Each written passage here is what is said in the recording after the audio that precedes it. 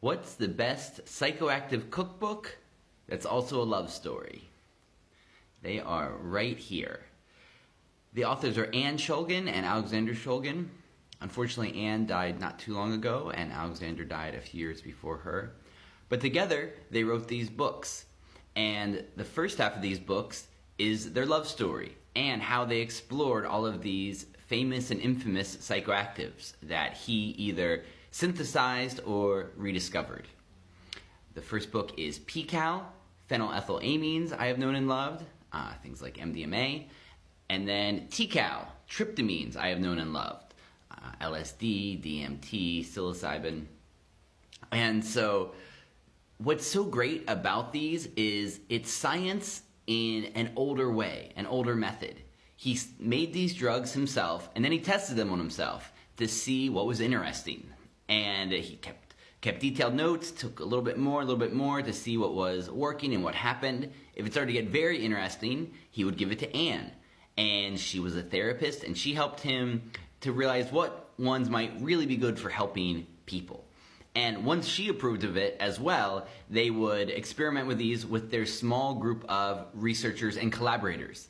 They would all come over to their house, a farm/laboratory in California, and everybody would take detailed notes on what the experience was like for them.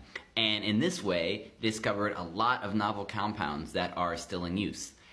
And then the second half of the book is the actual cookbooks about how he did this. And that's what makes these encyclopedias, reference books that are still used today. The DEA, any good DEA agent has these, and any good underground chemist has these as well. But the thing that makes it so amazing is the love story of these two people. He was this tall, scientist, Old Testament beard kind of guy. She was a very fiery therapist. And together they met in their elder years and fell in love and created this beautiful body of work. And they were great contrasts together too. There's a famous story. An interviewer was in their kitchen and asked Alexander, Dr. Shulgin, about how do you know if a drug is going to be interesting and worthy of further inquiry? And he gives a kind of, starts a dry scientific answer, and she finally interjects from the side, basically we see if it's good to fuck on. And if that's not a good answer, I don't know what is.